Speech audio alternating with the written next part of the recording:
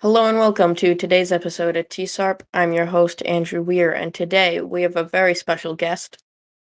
Hi, I'm Kass. I am a senior front-end developer at a really cool design agency. And I also like making drawings out of CSS art, and I am creating a course for CSS based on CSS art. Yeah, that sounds really cool. Like a lot of CSS is different from what you do because you make a lot of realistic looking designs and like products in the real world and you turn them into CSS. How did you kind of get into that field instead of the normal just like website design? Well, it started, okay, so I studied architecture in college, which I ended up hating. But one thing we did there was we focused a lot on drawing and on photorealistic drawing. So um, once I started coding, I had already been coding when I started with CSS art, but like I still had that weird obsession with like photorealistic art and like making all of these drawings and making them look literally just like a picture. I don't know why. I think it's the coolest thing ever. So the pandemic hit and I was kind of bored and I decided to try to figure out how someone would do that. I found a few articles.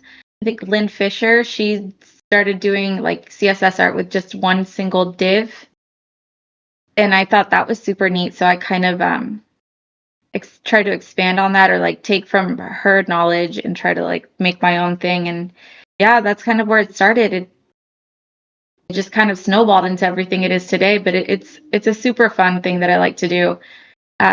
It's not actually like useful in the real world when you're actually like working on things. You obviously would use images, but it does help me learn CSS a lot better and placing elements and everything. So I figured I would make a course so maybe other people can learn as well. Yeah, and it sounds like while doing it, you can learn a lot of like interesting tips and tricks to help you with any type of CSS design. Yes, it So makes you so much. Sorry, go ahead. no, I was gonna say I saw some of your work. It's really cool what you do. It is, yeah. Thank you.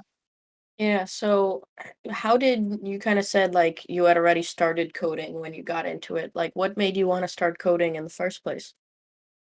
Um, it's my mother, she needed a website. So I was like, okay, I could probably figure this out. So I got like I think it's like a WordPress website and trying to like edit things like headers and all that stuff.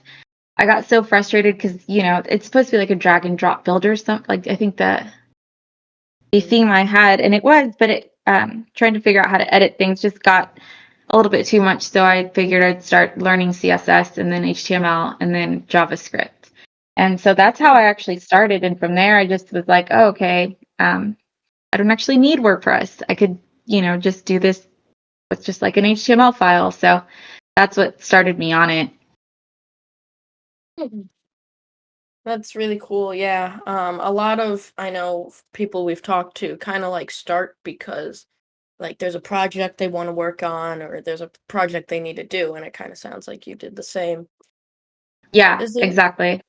is there any tips you have for people trying to learn to code? Yeah, so I think one thing that's pretty important is trying to figure out how you learn best. Some people learn best following like a boot camp or going to college for it. I learned best as a self learner.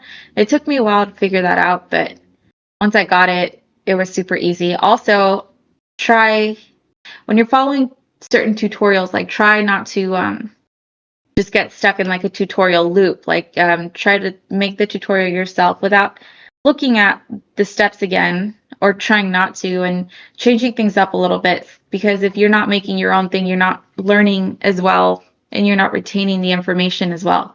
And just, fun little experiments. Coding is so fun. You could literally do anything with it. So just just have fun, right? Like it's just the more fun you find in it, like the more curious you get and the more you learn. Yeah. Yeah. Yeah, and I think what you said about the tutorials is very true. A lot of people are like, "Hey, that looks like a cool project."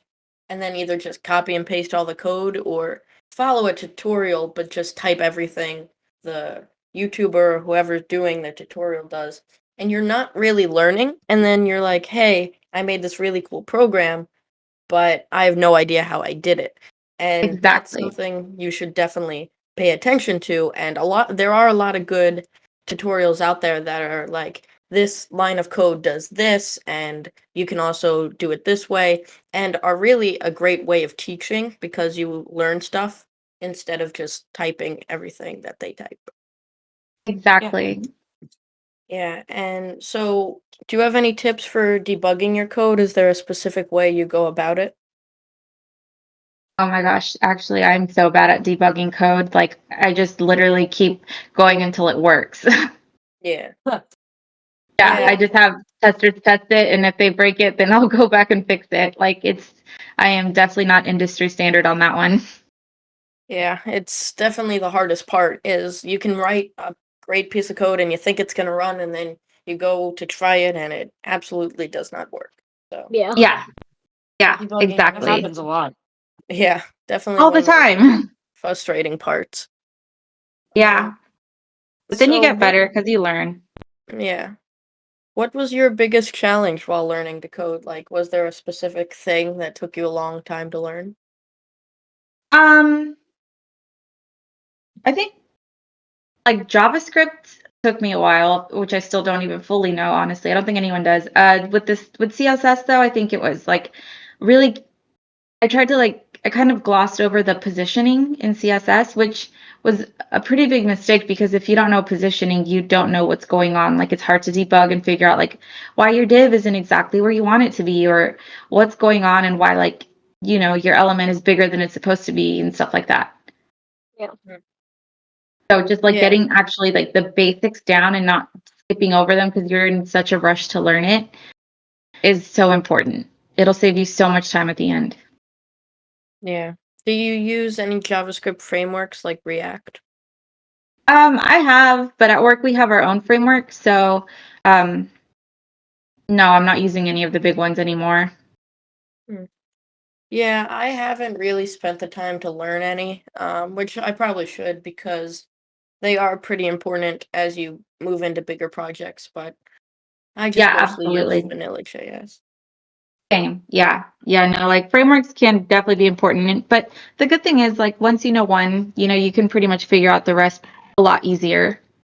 Mm. Yeah. I think that goes with a lot of programming languages. Like once you learn one, it's a lot of them are pretty similar, or you kind of get the idea as you start learning more.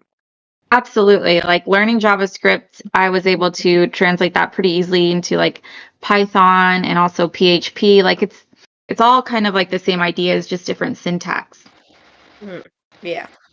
Is there a programming language or something you would like to learn in the future?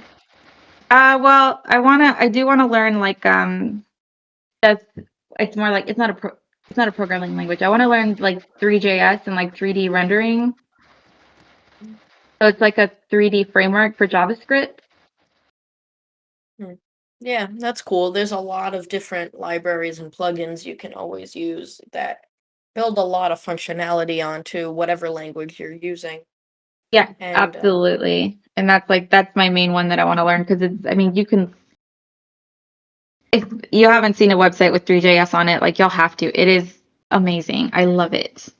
yeah, I forget. I saw a tutorial recently, I believe, that was using it, and yeah, the stuff you can do is pretty cool with like 3D animation and building it onto your existing websites. Yes, yes, I love it. I just want to get proficient at it. It's because it really is just so neat, especially from like an artistic perspective. Mm. Yeah. Yeah, the other day I found a really cool library that's kind of like what you were talking about, that allows you to do like really cool, like animated, built-in like slideshows in Python. But it was Okay. like I don't know how I had never found it before because it was like just in the documentation I use all the time. But Uh-huh. yeah, so it was just really cool when I was like, hey, what does this do? And then it just made these really cool animated, like out of the box like slideshows. But Yeah, see, that's so cool. Like, there's so many libraries and things out there that we can learn, like that means that we don't have to like rewrite everything from scratch because people have already done it and we could just use it. And I think that's so neat.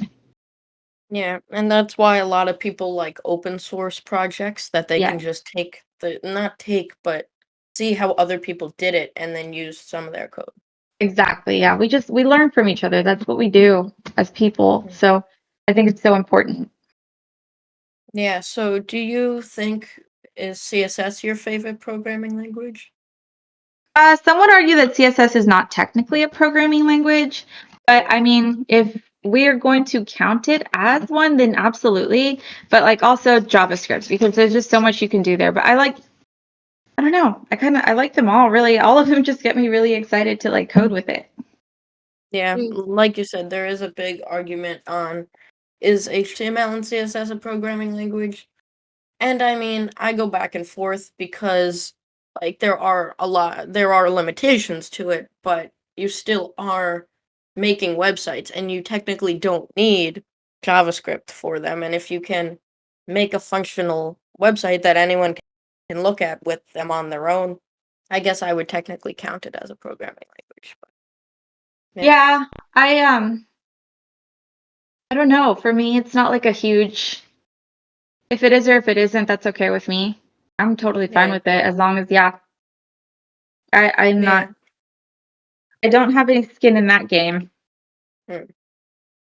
Yeah, well, it all sounds very interesting, and it It sounds does, yeah. like what you're doing is pretty cool in your course and everything. Thank you. Um, Yeah, I'm really excited for it to come out and hopefully help people learn better. mm, Yes. It would definitely help me. I know that. Yay. Okay, good. I'm glad. I'm very excited about it. yeah. So, Sam and Steven, do you have any final questions you would like to ask? I don't think so. No. Yeah, not that I can think of right now. Mm, I probably could come up with one later though. That's the yeah, problem. Yeah, that always happens to me too, right? Like you just yeah. yeah. When editing these podcast episodes, I'll go back and I'll be like, "Oh, that was a good question I should have asked, or that I forgot." But Yeah, you know, Yeah. exactly. Same. Yeah. yeah. Well, thanks for joining us today, and thanks for everyone who tuned in and listened. And we will see you in the next one. Bye bye. Bye Bye. bye.